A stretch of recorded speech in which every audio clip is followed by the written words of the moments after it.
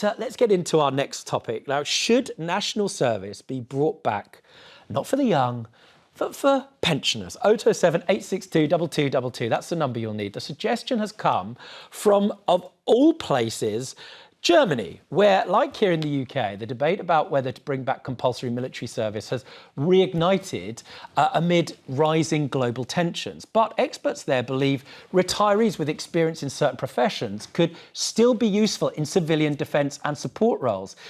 Sociologist Klaus Hurrelmann asked, why should Gen Z face all the stress of war talk whilst retirees vanish into their holiday homes? Do you think pensioners could benefit from national service returning for them? Or is the whole point to teach young people discipline and strength that the armed forces can gift them? Albie, your view, should we be conscripting the 65s?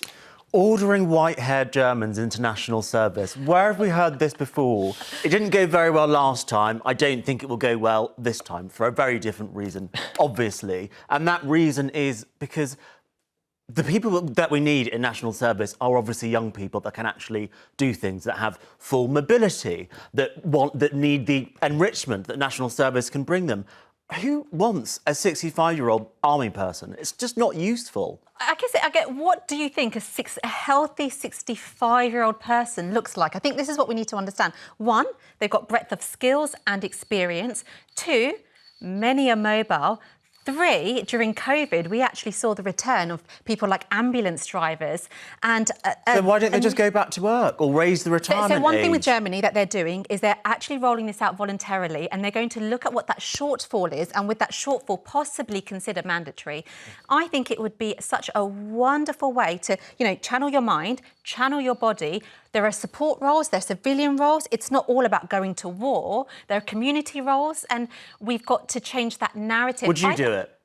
Yes. She's not a pensioner. No. And the question is, would I be OK with my mum doing it? Is the question, right? I have to say, I think I would. It's a really interesting one, and valuing older people. And lots of callers on this. But the irony isn't lost that the older Germans who were conscripted, as it were, being reconscripted into the army, albeit that this sociologist says it's a very good idea for people, as Anju's just set out, to feel that they're engaged and it helps their physical and mental health.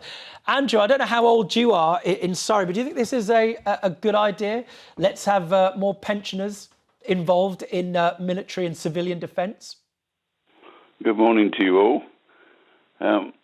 I'd just like to say is that at the end of the day, what you want pensioners to go around in a wheelchair with a gun or on security at night time, when you got the younger generation sitting on their backsides, we're supporting them, and what are they supporting the elderly? None. Andrew, that is not true. It is young working people who are paying taxes that go towards the state pension and the winter fuel allowance that pensioners get, and the NHS that pensioners enjoy. So that is just not true. No. What about those then that are sitting on their backsides day in, day out? I'm sat on my posterior now, working to support people who are not in work. You're doing a good job. What Andrew's saying is there is a call for should we have mandatory national service for those who are younger? We should. And I think that and I actually agree with Andrew on that. I agree. But then at the same time, I actually think we've got a very highly functioning society, and we can deploy all of our skills and societally come together. And also, Andrew, a lot of people shouting at you, I would have thought, at home. I'm going to come to you in a second, Robert, in Middlesbrough, saying, I'm 65 and I'm quite keen to do this.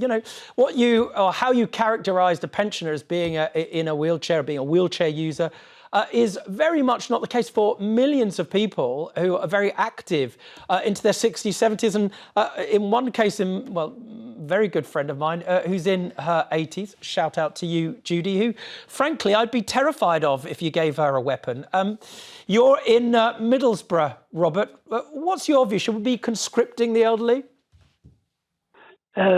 Rob, I was the last national serviceman. Oh, well, thank you in for 1960. In 1961, right. I was one of the last. What I did, I learned to march, fire a 303 rifle, fire a Sterling machine gun. I don't know what I'll be firing now, but I'm now getting the message. They're not going to be fighting or anything. You're talking about giving them desk jobs and things like that, aren't you? Yeah. Well, the two people on the panel are. They're not talking about We're not fighting talking about them Russians or going doing out and anything being silly. G.I. Joe or G.I. Jane, but it's about using their expertise in support roles in a number of different areas, which, of course, the army are lacking and they need, from engineering to, well, musicians across the board, Robert. In a nutshell, yes or no? If you've got those expertise, is that a good idea, yes or no? Well, it is. Yeah, expertise is good. I mean, I don't know what it'd have to be expertise in serving in a. Well, I think they're it's very hard to keep retention. I work alongside the army, and that's one of their biggest struggles. So if they can get those expertise, we're saying, from older people, I guess the question is, why not? Which I think is your point, Anju. You're in Norfolk, John. What's your view on this? Do you think 65 is too old? If there's going to be conscription, it should only be for the young and leave older people who've paid taxes all their life to put their feet up? Oh, good morning. Well, I done my national service in 1953. Right.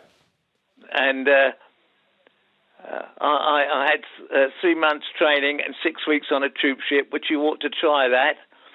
They complain about prisons. You want to try a troop ship to the Far East. I can only imagine. Just very quickly, a yes or a no. If they've got a healthy pensioner... I think we always say the Germans haven't got a sense of humour. Right. I think we've misread this, and it's a frivolous remark. You think it's just a sense of humour? Well, thanks. Who knew? Yeah, the Germans have a sense of humour. Thanks, John, and thanks for all of your calls. After the break, it's the papers and everything else, including the news that many primary schools have no full-time male teachers at all.